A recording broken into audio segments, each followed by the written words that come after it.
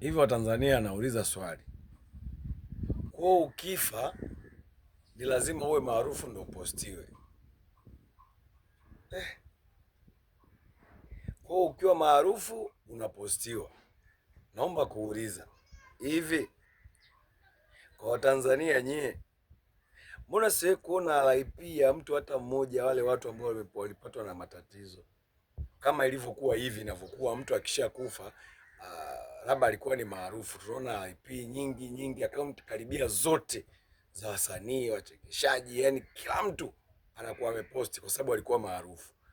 Sijaona kati ya wale waliokuwa wamekufa, sijaona hata mmoja kapostiwa.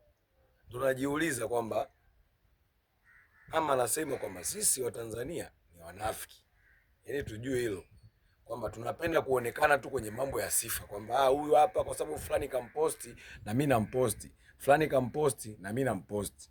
Ila watu ambao wanakuwa nafariki wanakuwa wapo, na mtu unaweza ukafanya apostiwe kwamba mtu alikufa, inawezekana, lakini apostiwi kwa sababu sio maarufu.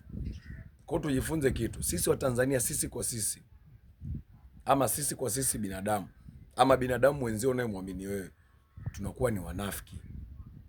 Mtu yote akifa anatakiwa apostiwe kama wanavyopostiwa watu wengine, au mpaka mtu awe amejulikana, awe maarufu ndo apostiwe? Si sawa. Kama watu wamekufa, mtu alikufa, anaonekana alikufa, hayupo, ni anajulikana na picha zake zipo, anatakiwa apostiwe, watu washare, waposti kama inavyotakiwa. So tuposti kwa sababu eti ni maarufu, watu wanajua bisa huyu ni maarufu tuposti. Hapana, sio sawa.